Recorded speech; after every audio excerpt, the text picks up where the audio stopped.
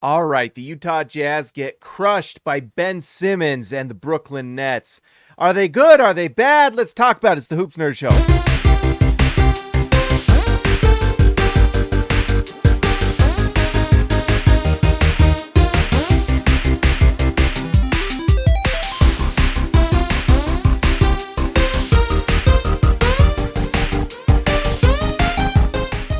All right, guys, before we get into this, let's just give a shout out to our sponsor at Prize Picks. Go to prizepicks.com, use promo code HoopsNerd. They will match up to $100.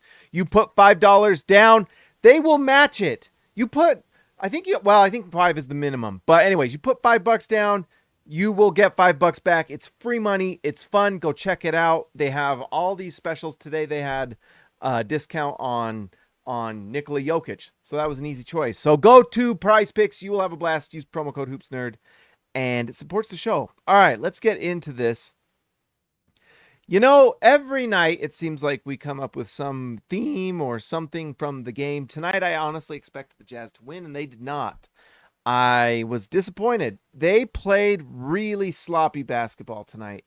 Honestly, the 17 turnovers seems like a low number to me. I expected more. There were 3 times in this game the Jazz lost the ball on their own side of the court before they even got past half court, where it was inbound turnover or getting it stolen, pick six type plays. And Brooklyn just brought the energy tonight and the shooting. Just looking at Brooklyn tonight, look at what Mikal Bridges did. 33 points tonight. He was 50, 42, 100% from the field. Cam Johnson, 3 for 4 from 3. Cam Thomas was 4 for 5 from 3. They were absolutely incredible from 3. Look at that, 21 for 45 from 3 tonight, 46%. Some of that is just hot shooting, variance, whatever. And some of that is that the Utah Jazz are not a very good defensive team once again. You know, when the streak was going, the Jazz were playing well. They absolutely were playing hard, and that intensity really helped that defense to improve. Now, when the intensity's not quite there, they're back to what they were when they were not playing super well. You know, they're still scoring. They're still playing pretty decently offensively, but the defense and the turnovers rear their ugly heads, especially on the road. The Jazz are a much better home team than they are road team, so that's something that should always be taken into account on some of these games. But let's just take a look at some of the numbers. It's pretty ugly. The fact that the Jazz got this lead down to single digits at one point is kind of remarkable. Simone Fontecchio, 2 for 9 from the field, 5 points, not great. Lauri Markkanen, 4 for 12 from the field, 13 points. He did get 9 rebounds, 2 assists, but the length of the Brooklyn Nets really gave them problems. I mean, this Brooklyn Nets team is just filled with lots of big, long wings. Cameron Johnson, Mikal Bridges, Ben Simmons came in. He only played 18 minutes, but you could feel his presence on the floor. And that size on the floor, you know, from that wing position really affected the Jazz. And I think really affected Lauri Markkanen. So not great for the Jazz. You know, this is a team that kind of showed the flaws of Utah. I mean, the Brooklyn Nets are not even that great this year. I mean, look at their record. They're 19 and 27. The Jazz are technically a better team, but they certainly did not look like it tonight. Holy cow. The player, you know, Lauri Markkanen and Collin Sexton really struggled tonight. Markkanen has to find ways to get to that 20-plus point every single night to kind of be that dominant star you need. And on a night like tonight, when they don't have that kind of 1A guy,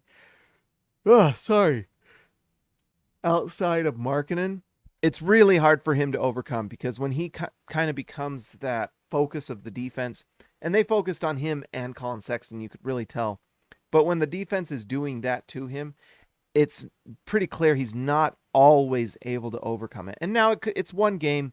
You know, he's had monster nights the last 2 games, albeit against, you know, the Hornets and the Wizards.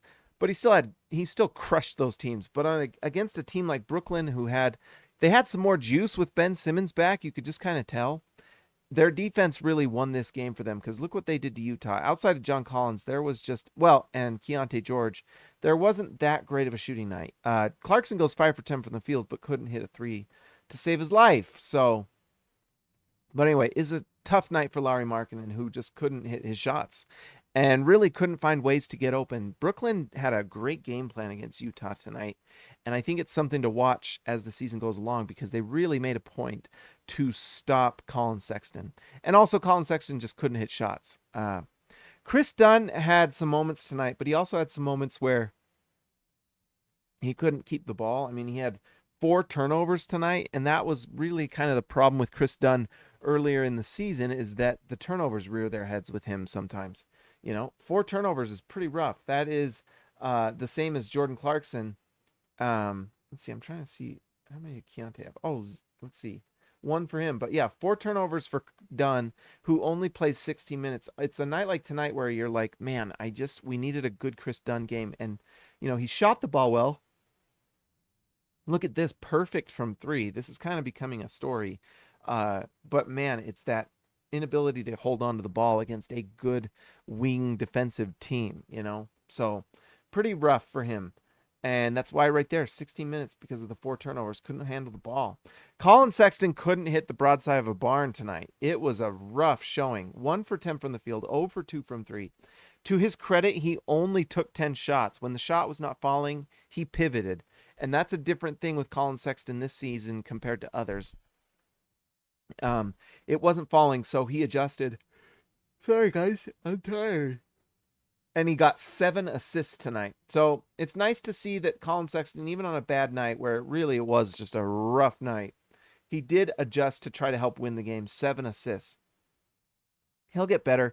We've seen what he can do this season. He's been really great, but they really walled him off and kept him from driving to the basket where he gets so many of his points. And he did adjust. So it's going to be interesting to see, do other teams notice what Brooklyn did and start doing it themselves? Or are they going to the Jazz going to be able to run through some of these teams because of the grind of the regular season? We'll see. Like I mentioned, Jordan Clarkson struggled tonight, at least shooting the 3 and the turnovers. It was not a very good Jordan Clarkson night, to be honest. He couldn't handle the ball. I mean, this Nets team really brought intensity and stole the ball. It was rough. He only plays 23 minutes. Utah, let's see, Dre, yes. Trade deadline does need to come for the Jazz because I think there's some bad vibes a little bit with this team, especially the second unit, who just does not seem, you really see the difference between vet and rookie on that bench unit. I'm honestly, one thing I'm excited for trade deadline to come. And the other thing I'm excited for is to see what happens when the Jazz come back from this road trip. Do they make any changes? Do they bring in Taylor Hendricks? I don't know. Probably not, but it'd be interesting. It's possible. Maybe they make some adjustments. Anyways, guess what? And for all those that make comments about me talking about Keyonte George, well, what do you think about tonight? He got to play freely tonight. It felt like there was a moment in this game, at least for him, and this is really the bright spot of the game. There was not a lot of great things about this game, to be honest. But one of those bright spots was Keyonte George. Goes 6 for 11 from the field, but he hit at the end of the first quarter. He hits a buzzer beater, like he dribbles down the court, pulls up from 3, and knocks down a buzzer beater at the end of the first quarter, and you could just see him fill with confidence. Like, just absolutely, you could just see it. Just honestly changed his body language. He looked confident. He looked free. And then all of a sudden, he has this awesome night. This hat's itching me. I'm tired. My hat itches. The Jazz got destroyed. But anyways, Keyonte looked confident. He looked free. Free Keyonte. Freonte George, okay? Anyways, he plays freely. The offense runs through him, and look what happens. 6 for 11 from the field, 3 for 7 from 3. He gets 7 free throws, which leads the team. So he leads the team in getting to the line. And then look at this, 4 rebounds, 3 assists. He played really well tonight. And I know someone on Twitter mentioned, well, why does he have the worst plus minus? Well, because he was on the floor more than anyone on the team. Literally everyone played. Look at that. He led the team in minutes tonight. He was the best player, and he also played through garbage time. But he was on the floor more than anyone, and everyone played bad. Look at this. Collin Sexton was 1 for 10 from the field. Everyone was bad except for John Collins. I guess I kind of skipped John Collins. John Collins has been playing really well. I mean, there were some moments where you could really feel his size and lack of it kind of, giving the Jazz problems. I actually felt like Walker Kessler deserved a little more time. He does go 18 minutes tonight. Ah, sorry. I'm so sorry. I don't know why this is happening tonight. But anyways, 18 minutes for Kessler. John Collins goes 21, and he played nice. At least the stats look good, the raw stats. And there were moments where where offensively he was looking good, and he had a few blocked shots. Yep, 2 blocked shots. But there were also times where his size looked, he just looked like a smaller center, which he is right now, at least for this Jazz team. Kessler came in, and I felt like he played pretty well. I mean, he had 11 points, 7 rebounds. He had a stretch there where he looked great. But you know what? They went back with the rotation that they run, and it is what it is. I like seeing these moments, though, where Walker Kessler plays well. It's nice to see. The Jazz need Walker Kessler to get better, They need everyone to get better. Keyonte George, Walker Kessler, Ochai Agbaji. Ochai Agbaji had some defensive moments tonight, but man, I just, Dre, you mentioned the trade deadline, and I think, one of the players that's going to benefit from trade deadline is Keyonte George. Another player is obviously Taylor Hendricks. If they can make a move to get him some minutes, please. But you know who else is going to really benefit, or at least we'll see. It will be interesting, is Ochai Agbaji, because he plays such an off-ball role. And when you have, Kelly Olynyk and Jordan Clarkson playing this mostly 2-man game that they do, Kelly Olynyk had 4 assists tonight. What did he have? 2 turnovers tonight? Yep. Kelly Olynyk was okay, but he wasn't great. Look, he only takes 1 shot, 4 rebounds, 4 assists. I mean, not the most you're not writing home about Kelly Olynyk's night tonight. But anyways, with Kelly Olynyk and Jordan Clarkson playing this 2-man game that really is the Jazz bench unit, I had someone on Twitter make some comment like, oh, Keyonte George just sits. Well, yeah. Same with freaking Ochai Agbaji.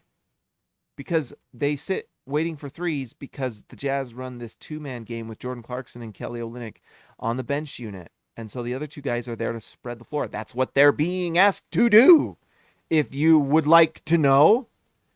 But anyways, that's what they're playing, and it's been working to their credit, So, we're not going to complain. When the Jazz were winning, it was great. And that kind of 2-man game and Jordan Clarkson getting into that 6th-man role was a big part of the Jazz winning so many games.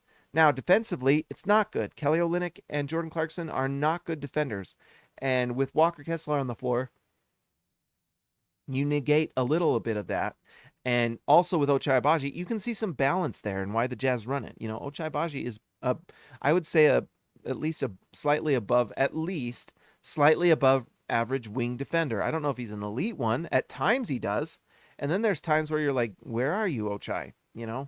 But I think one thing that will be nice for this team, at least will be interesting to see, is if you trade Kelly Olynyk, which I think the Jazz are going to try to do. If I were betting on it, I would bet on that.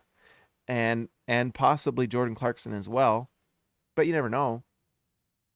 But if they bring in Taylor Hendricks, then that provides more playmaking opportunities. Obviously, 1 for Keyonte George, but then 2 for Ochai Agbaji. And we've seen some moments like tonight. Ochai had 2 assists tonight and has made some pretty nice lobs and makes some pretty nice plays. What was I doing there? What is this? What am I doing? What's going on? Anyways, I would like to see the ball in Ochai's hands a little bit because he's been making some plays, and I think he would score a little bit more. We've been seeing him score in transition a lot better. The 3-point shot is still just not there, and I don't know what's the matter, but I would like to see the ball in his hands a little more. And I think it would actually help this Jazz team play better, to be honest. I think if those 2 get traded, then it allows this Jazz bench to spread the ball more. Now, if the Jazz do that, there is another, possibility that it doesn't go very well. Like Keyonte George has a lot more rookie moments and struggles and whatnot. And maybe Taylor Hendricks comes in and he's a little lost and the second unit kind of bleeds points. There's definitely a world where that happens and the Jazz start losing more games than you expect, and because rookies playing don't tend to lead to wins. I kind of feel like there's some insurance with that because you do get to play guys like Collin Sexton in that case more. You play guys like Chris Dunn more. So if those guys are struggling, you can bring those starters in, those veterans. Lauri Markkanen, play him a little more. I mean, right now, look at this. Chris Dunn played 16 minutes. He can definitely play more minutes if you need him to. Collin Sexton played 23. If you want Collin Sexton to play 32 to 36 minutes, he 100% can do that. And it's why I think the trade deadline needs to come, because they just need to figure out what they are doing for the rest of the season. And you can just see in the players there is some kind of malaise with the trade deadline coming. Some of these players don't know where they're going to end up. And they're not interested in the Jazz developing young players when they're on the verge of being traded somewhere. So they're going to play their best. But they're not, Kelly Olynyk doesn't care if Keyonte George becomes a star for the Jazz in the next 3 to 4 years. Why would Kelly Olynyk care? Especially if he knows that he's likely getting moved, So when we see the issues that Olynyk and JC have in terms of just moving the ball to other guys on the floor, those two guys don't care. If Jordan Clarkson knows that he's getting traded to the Knicks, he doesn't care what's going on with Keyonte George. They're professionals, and they seem to be playing, not being like unprofessional, not being bad locker room guys. But when you're on the court, you're going to try to win the game. And if you don't feel like passing it to the rookie, that's kind of how it goes in the NBA sometimes. Veterans are like that. It's just, this is the same story we see every season with every team. There is typically, especially with a team like the Jazz, where you've got a mix of vets and young players, it's just really hard. Look at the Golden State Warriors with Kuminga and, Moses Moody and that young group of players. And then you've got the older vets and Curry and Draymond and Klay Thompson. It's hard to kind of coalesce two timelines that drastic. And the Jazz have that a little bit. It's not quite as drastic as the Warriors. Markkanen's kind of that player in his prime, or at least entering his prime. So it's interesting to watch. And I do think, so here's a couple thoughts I had. I mean, if you're confused about this Jazz team, that is probably the correct reaction, because look, they're 24-24. They are exactly 500. So this means that, for every time the Jazz look great and win games, they've also had a loss because they're 500. So they win and lose every other night, at least on average. So, we should be a little confused because the Jazz are literally right in the middle. In fact, look at this NBA chart. Where do the Jazz stand? They are right in the center of the league. They are not the worst. They are not the best. They are exactly in the middle. So you're going to have nights where you're really good. You're going to have nights where you're really bad. And you're going to have nights in between. And that's just who this Jazz team is. And, that is good. And what's interesting is that fits what the Jazz want to do this season. The Jazz do not want to give up more assets. They don't want to go make a win now move. I mean, I could be wrong. Maybe they go out and, we have seen the rumor about DeJounte Murray, Miles Bridges, some of these guys. But I think that's more the Jazz doing due diligence to find out, well, what is this player going for? If you're trading DeJounte Murray, DeJounte Murray is a good player, but is he 2 first-round picks and a starting level player good for the Jazz? No. I mean, unless it's like 2 bad firsts and like THT, or, if they let, that's why the Jazz are doing their due diligence to find out, because they did that with John Collins. They talked with Atlanta, they found out what their price was, and they ended up paying next to nothing for John Collins, who's been a core part of this season, starting center, So I think, the Miles Bridges thing kind of was gross to me. I don't want Miles Bridges on the Jazz because I don't like people who assault women. All right. So I don't want that on the Jazz. I would be very disappointed if he's on the Jazz. I will obviously root for the Jazz, but that's going to be weird and not enjoyable. But I think that's just the Jazz doing their due diligence, just calling and saying, what is this player? What are you looking for this player? I think especially for DeJounte Murray. DeJounte Murray is a good player, and if he's can be had for very little or not very, if they just want to get him traded for to save face and get some firsts back, and they're not really worried about the firsts, then Utah might do something like that. But I just don't really see it, because the Jazz really are playing the big picture, and that's what Tim McMahon said multiple times on Hoop Collective and on Zach Lowe. The Jazz appreciated the wins. They also are not surprised by the losses. They have a big picture in mind. And it's the right thing to do. When you're 500, like the Jazz are, you're not going to make any kind of little, you're not making moves that are like singles in baseball. You're not going to go out and hit singles, or, I guess DeJounte Murray would be like a double, but you're not giving away for singles and doubles this season. Why would you do that? Keep your picks, make those picks. Hopefully one of those players pops, like Keyonte George has popped this season. Taylor Hendricks, when he's played, has looked solid and looked really interesting, and I think really deserves more time. And the Jazz need to keep doing that. And honestly, this is kind of what I wanted to talk about tonight, because the Jazz are 500. They can go either way, literally. They're right in the middle. So you can go this way or that way. And I don't think the Jazz and Danny Ainge, at least from what we know about Danny Ainge, and really, I should share these clips from Bill Simmons. He followed, obviously, Danny Ainge with his time in Boston and the moves they make. You've got to remember that the moves that Danny Ainge is going to make are with a championship in mind. And a move like a DeJounte Murray move where you're giving, especially if it's for like 2 good firsts, there's no way the Jazz are going to do that. There's no way. Why would you, because what that does is it makes you better. Like the Jazz, if the Jazz trade for DeJounte Murray and start him, let's say that's something they do. It's probably good for an extra 3 wins this year that maybe they wouldn't have gotten, right? And that's not bad. That's good. Maybe it's, when you look at let's go here. Let's go to the standings. The Jazz are 24-24. So let's just look at the Western Conference. Let's say the Jazz, who are in the play-in right now as we speak, if it started today, the Jazz would be in the play-in. And if the Jazz really wanted to be in the playoffs, let's say like it helped them gain 3 wins in the standings, which would put them, let's see, so the Jazz are 2.5 games. It would put them in this 7 spot with the Pelicans and kind of knocking on the door of the 6th seed, not even worrying about the plan. That's not bad. And that's if it goes well, But guess what? That's this season. Are you winning the championship with DeJounte Murray? Adding him to this team? Probably not.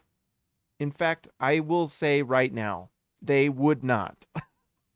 They might look interesting, but guess what? If you're playing the 6th, then that means you're playing the Clippers in round 1, and I don't think the Jazz are good enough to beat the Clippers in round 1. So you're looking at maybe the 6th seed, and you're out. Or no, you're playing the Denver Nuggets, because look, the 4 plays the 5. Do you think the Jazz are beating the Denver Nuggets in the playoffs if they traded for DeJounte Murray? Let me know in the comments if you think so. More power to you. But I can tell you right now, Danny Ainge does not think that.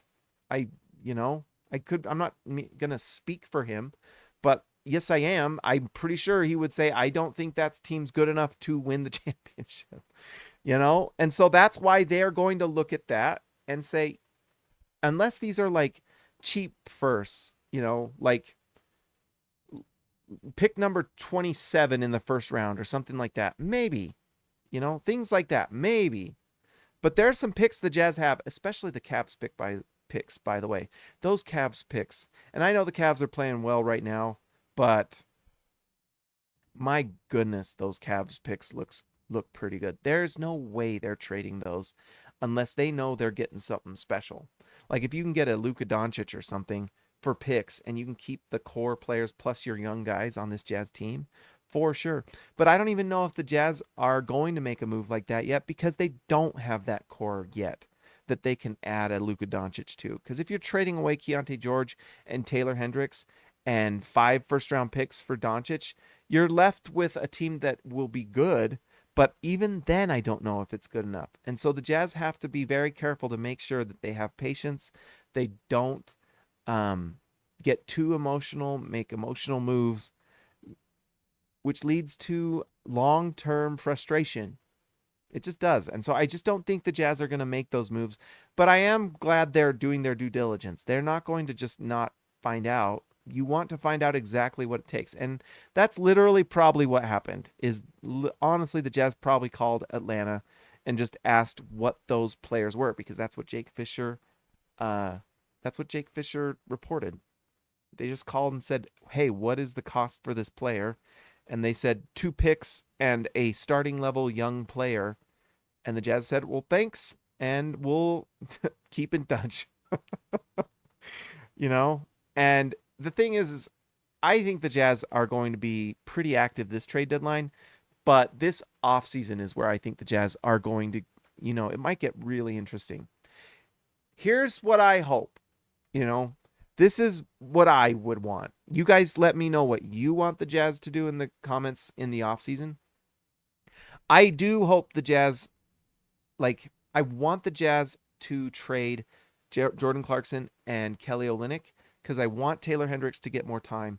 But I do think there is a risk there that they lose some games because of that. Maybe a couple games they didn't expect. I just want the pick to convey this year to Oklahoma City. And then I want the Jazz to be really active this offseason. You guys know my love for Cooper Flagg.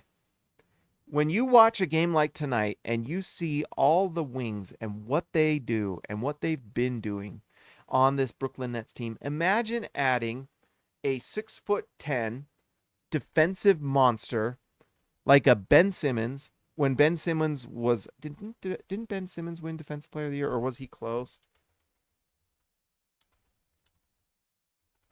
Did he win it? I can't remember. Oh, he came second. That's right. He was mad. He comes second to Rudy Gobert. I thought so.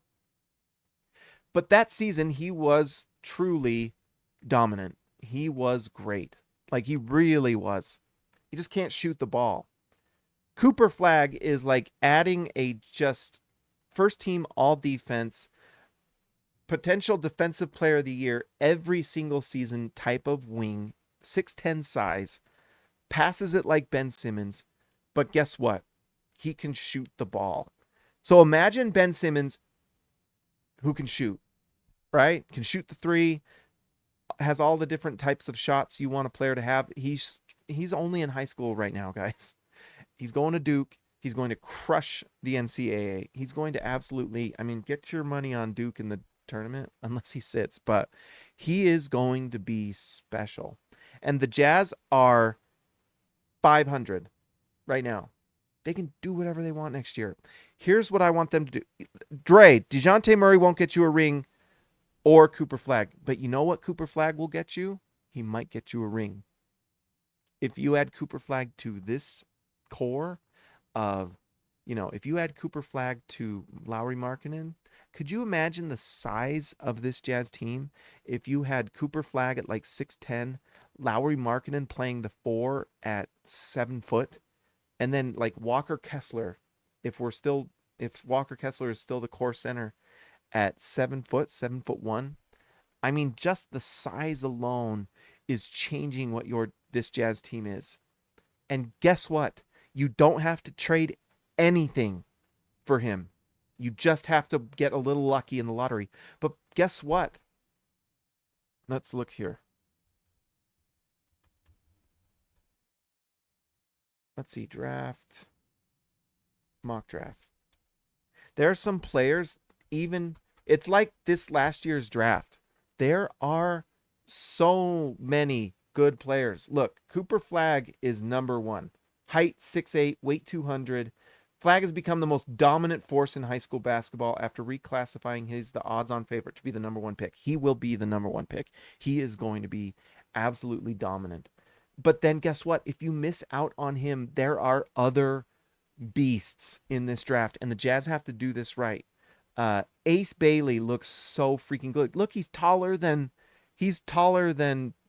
Cooper. 6'9". Ace has as much upside as any player in this class. Is awesome size for a wing and big time ability. The guy can shoot lights out. 6'9", long as could be. Looks amazing. Ace Bailey. By the way, that's a fun name. Ace Bailey on the Jazz. Could you imagine?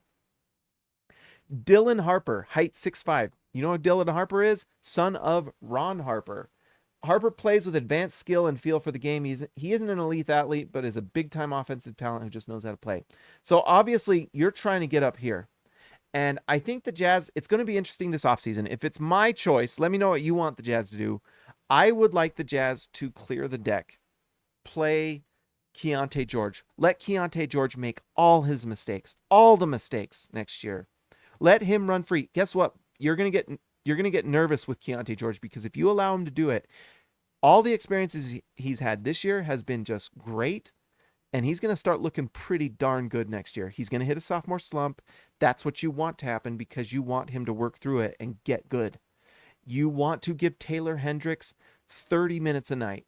Let him make his mistakes. Let him learn and grow. Let him struggle, but then also let him shine, you know? And this Jazz team, honestly, next year, I mean, what's crazy is even if you're trying to kind of tank, they're going to look really good at times. Cooper Flag, though, changes this Jazz team in a big-time way. You've got to find, if you want to win a championship, you need this guy. You need that guy. And Utah has a chance to do it because you look at this roster, man, you guys know, the Bible says do not covet, but I covet. I covet so covetously. I covet like you couldn't believe how much I covet Cooper Flag. Oh man, the green screen's not being nice to me. All right, let's go to Utah Jazz contracts. What's up with this too, by the way? Come on. Freaking lighting's looking terrible. Can I smile without it being weird? There we go. There we go. All right, let's go. Spot track, Utah Jazz. Yeah, freaking green screen, you hurt my feelings. Now I think my teeth are yellow. They're not yellow.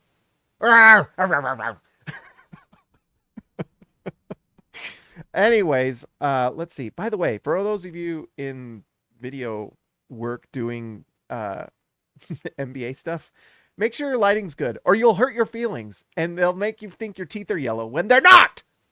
I brush my teeth, okay? Stupid camera hurt my feelings. Frickin' A, dude. Frickin' derailed the dang show. Stupid green screen.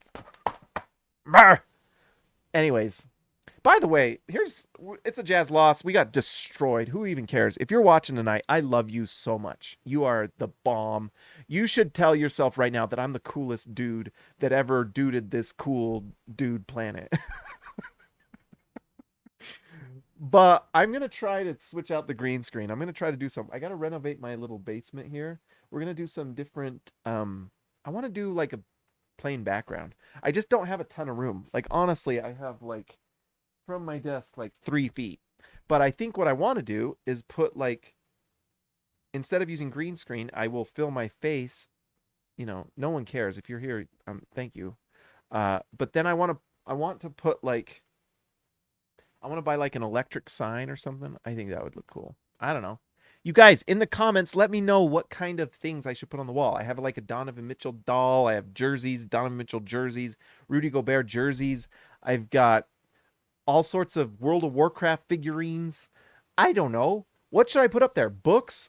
Cookbooks? Basketball books? What should I put up in the background? I want an electric sign, though. I think it would be fun to have one that says, like and subscribe, and then one of, like, the Hoops Nerd logo. I think that would look kind of cool. Freaking going. Are we good, Teeth? Yeah, okay, we're good. Freaking lighting. Buster. All right, let's see. So here we've got these contracts. John Collins, here's the thing. I think the Jazz might just absolutely clear the deck. You know, John Collins has really proven he can be on a winning team. I think one of the biggest wins for this Jazz team is the fact that they've shown that John Collins can be a winning player. You know, he started on 2 winning teams. He shoots the ball, and then he can be versatile position wise. Now, he is kind of a center. So, he plays, they're saying position power forward, but he plays center for the Jazz. Uh, we'll see. But I think there's some trade value there. I don't, there's guys that just don't have trade value. THT has no trade value. When anyone says trade Taylor Horton Tucker, to who wants Taylor Horton Tucker other than the fact that I believe he has an expiring contract, right? In fact, we can look at that. So, yeah, look, Taylor Horton Tucker isn't on the Jazz next year if they don't re-sign him. And the Jazz have clear books, which they are going to give partially guaranteed. That's the funniest thing ever. Lauri Markkanen has the most bargain contract in the NBA. The fact this is partially guaranteed is silliness. He is so good for what he makes. I mean, honestly, when you think about the fact that Markkanen makes $17 million, only $6 million more than Taylor Horton Tucker, are you kidding? It is the most valuable contract in the NBA. I'm on Ghost tonight too. Look, see through me. Woo, woo. But anyways, the show. They're making my teeth yellow again. Stop it. Freaking can't smile. Anyways, big time win for the Jazz. Jordan Clarkson. This is the contract that's interesting. Look, 23. This was interesting. The Jazz gave him this number, but if you go to 24-25, look at this. This drops to 14, becomes incredibly tradable. That is super valuable, actually. And I think that that contract right there is so much of a cue of what the Jazz were thinking, that this contract was made to be traded. Because look, if there's a team out there that can match salary and can make things work with Jordan Clarkson at 23, which, by the way, works suspiciously well with the New York Knicks and Evan Fournier and Quentin Grimes. That's like a perfect match. Then what happens if a team trades for Jordan Clarkson?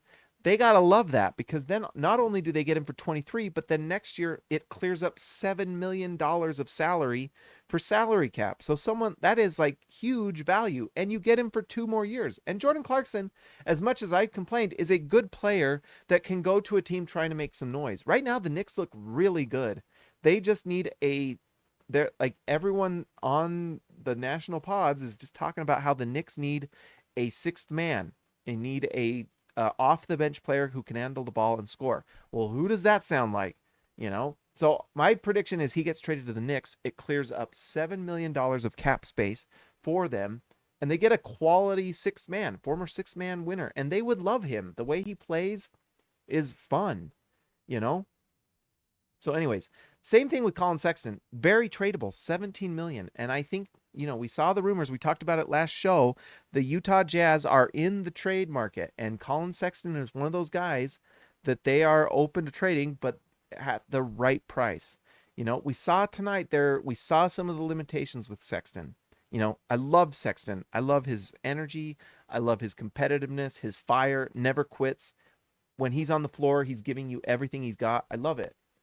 This isn't making any noise, is it? I don't think so. But he is 6'1", and they say point guard here, but he is a shooting guard. That's what he is. I mean, he's been playing better passing the ball and things like that, but he's, and he's gotten better, to his credit. He has gotten a lot better, but he, just a little undersized, and defensively we're seeing some of the issues, because when you have him playing shooting guard, there's going to be a few issues there. He's not a very good defender just because of his size. The intent is there, the aggressiveness is there, which is great, but just overall, it's hard to be a great defender in the NBA when you're undersized. It just is. It's not very often. It just doesn't happen very often. Lauri Markkanen, we already talked about it, 17 mil. He is going to get renegotiated. We'll see what they do next year. They will definitely give him money. Kelly Olynyk, expiring contract, $12 million. someone out there might be interested in getting him. The Jazz can take on a bad contract for some, I don't know what I should look at a list of bad contracts out there, but players that teams regret signing. Kelly Olynyk can both get you a player that's a good player that does positive things on the floor, especially offensively, but then he has an expiring contract, so a team out there could have him fall off the books, and it fixes their books. Someone like the Lakers, I think, would be smart to go after Olynyk. And then Utah can move players they get, or just keep them and sit. Who knows? Same thing with Taylor Horton Tucker. The only value that Taylor Horton Tucker has is that he has an expiring contract. So if there's a team out there that wants to get rid of a bad contract, the Jazz can take a first from them, kind of like OKC did with Derek Favors, which the Utah Jazz should not have done. It was the stupidest move they've done in like 10 years. Besides not drafting Desmond Bane or Jaden McDaniels.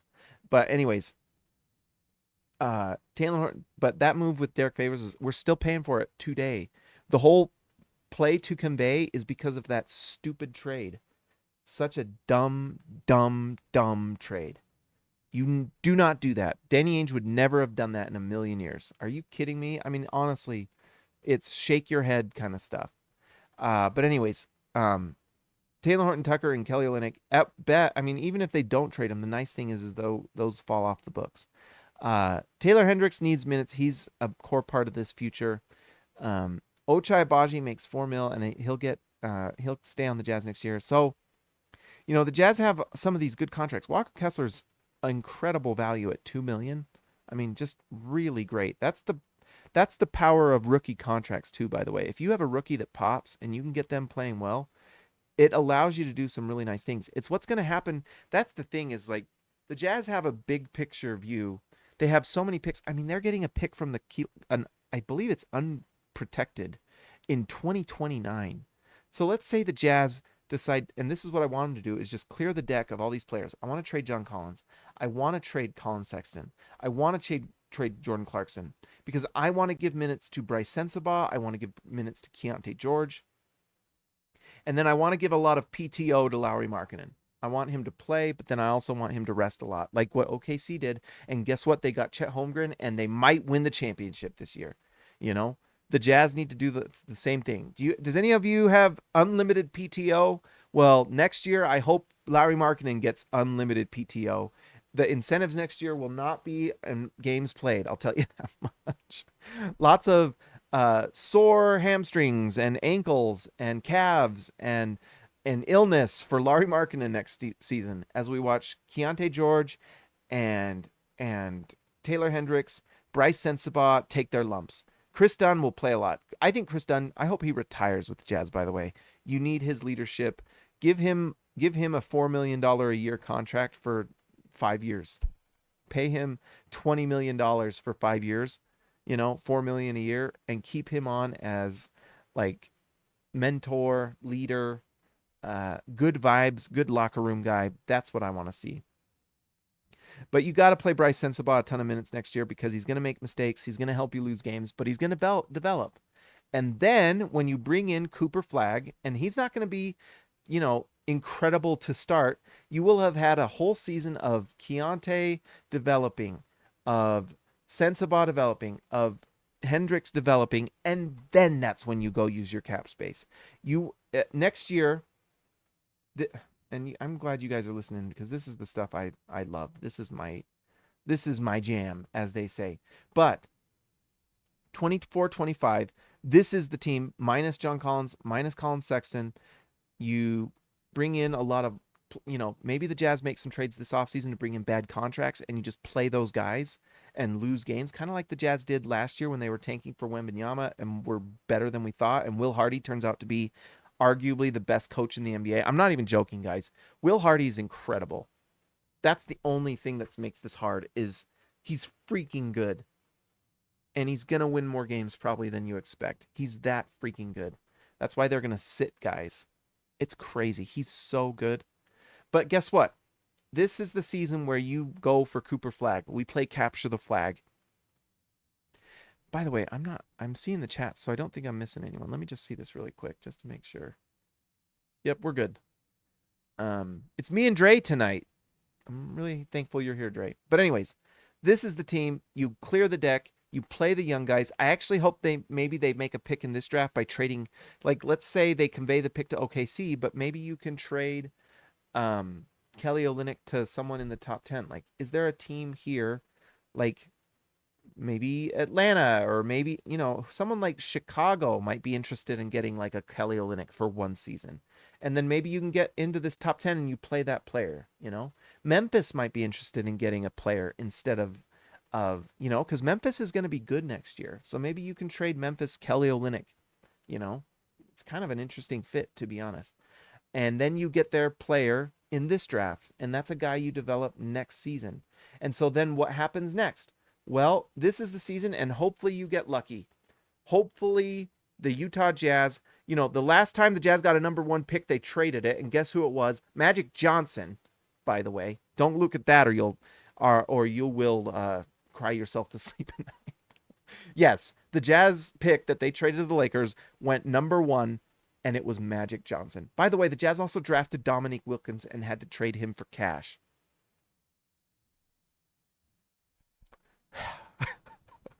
No! It did it again! Ah! Stop it! Stop it. But anyways, there's your moment of zen, as they say. But look at this. Now, let's say you get so lucky and you get Cooper Flag, and maybe you get insanely lucky because the Jazz have a Cavs, Wolves, and their own pick next year. Oh, mama. Oh, mama. Let's say you hit. What if the Jazz won like 1 and 2? I've always thought about that. What if they got 1 and 2 and you got like Ace Bailey and Cooper Flag? No, it's not going to happen. We're not even going to talk about it. But let's go to 25-26 and look at the contract situation. Oh, look. You've still got... Oh, not even Markkanen's on here. You'll have Markkanen because they're going to re-sign him.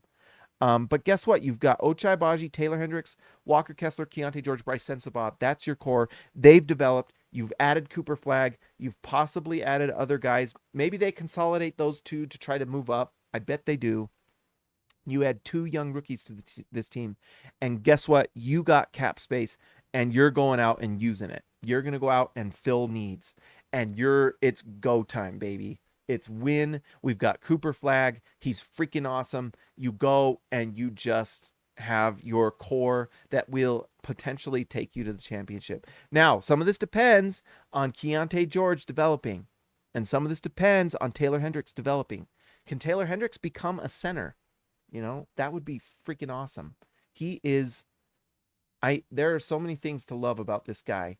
But then can you imagine a team that has Keyonte George at point, the smallest guy on the floor, 6'4". You bring in Cooper Flag, you bring in Lauri Markkanen, Taylor Hendricks, and then, insert other big long wing. Maybe it's Ochai, but I kind of feel like I don't know where Ochai's going to be at this point. Maybe he develops and we get really excited and he plays the 2. I don't know. But starts to get really, really exciting. We don't know what's going to happen with free agency. The Jazz can make some sort of trades. Maybe they use their best pick in this draft and they use the other 2 to trade for a player. And all of a sudden you're like, it's go time, baby. That's really exciting to me to think about. That's what I want the Jazz to do. That's the plan according to James. And it would be so fun. And then guess what? Then we win a title and we all live happily ever after. Does that sound good to you? It sounds good to me. All right. I think that's it for tonight. That was fun. I do like on these losses just kind of going big long term because look at this. Lauri Markkanen, by the way, Spot Track is so great. Future draft picks. The Jazz. Oh, let's just end with this for fun. So look, 2024, the Jazz get this. It goes to OKC if it's outside of the top 10. So this is what we want it to happen. We want it to go to OKC. And then if it goes to OKC, then this goes all black and it's just our pick. That's why we have to convey the pick. This is great. Good job, Spot Track. Good job, Spot Track. Pat, pat, pat. Good job. But anyways, Spot Track, this will go black and the Jazz will have all 3 of these picks unprotected. What if there's a massive injury to like someone on the Wolves. Like, what if something happens to? I'm not obviously hoping for that, but sorry. Right now, the Cavs have 2 players injured, and Donovan Mitchell's going to go to Miami or New York. He's just gone. Sorry. What if he leaves and they aren't really able to replace him and then have injuries to major guys, and then all of a sudden the Jazz get a top 10 pick here? The Jazz can control this pick.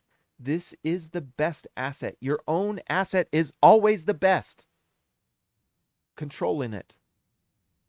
Control the future, Jazz. Capture the flag. Take control of your destiny, please. Anyways, 2026 pick swaps. This is the other reason we have to convey the pick this year, because I don't believe we get these if they don't convey. Let me know if I'm wrong if you're a cap expert, but I'm pretty darn sure. And we get our own pick in 2026. Look at this. 2027, going to be crazy. Utah gets Cleveland's pick, unprotected. Man, this is a great chart. LA Lakers pick, top 4 protected, but they're going to be, this might be post LeBron. If it falls into this range, how cool is that? This is a great pick. That was a great trade. And then Utah, we get another Cleveland pick. 2028, pick swap with OKC, or with Cleveland. And then 2029, we get a Cleveland pick and a Minnesota pick, top 5 protected. This Cleveland pick is unprotected. Insane. Insane. You know what's funny is the Jazz have like no second round picks. Look at this. We don't have a second round pick. Let's see. It goes to San Antonio. We don't have one until like 2029. It did it again. All right. Anyways, that's it. That's it. So, tough night for the Jazz, but stay the course. Set the tone. Make the right move, Jazz. Don't trade for short-term gains. Don't trade for candy. Trade for meat, baby. Trade for meat. All right, let's see. Let's go to, I forgot. Got to pull this up. All right. Let's give a shout out to our All-Stars, guys. By the way, if you're a Jazz fan and you are not liking and subscribing to the video, what's going on? What's going on? Let's give a shout out to our All-Stars tonight, the guys that and girls that make it happen. Thank you for supporting the channel, guys. I appreciate it immensely. You are amazing. Let's give a shout out to Dirty Jazz Car Wash Channel, Just Buckets JB, Baby Elliot Madsen, Christian House Money to Haas, The Outlaw Jesse James Nelson, all the Josh you need, just Josh in your pod, Ryan Perry the legend, Ezekiel Raicibe, the man from down under, yes Jake C. Can, see ya, Lexa Later, Built for Tough, Alexander Tufts, Jorge Arrizaga, Mimigo de Abajo, Jordan the Goat Bessroll, TGD Total Game Domination, Tyson Price, The Price is Right, Austin R. Grant, Editor Extraordinaire, KO to Omaya Baji, DW to CB, Darren Williams to Carlos Boozer, Patrick Kubo the Connoisseur, and Robert Hall of Fame. Guys, if you haven't already, like and subscribe to the channel. If you want to join and support, hit join down there. I will talk to you next time.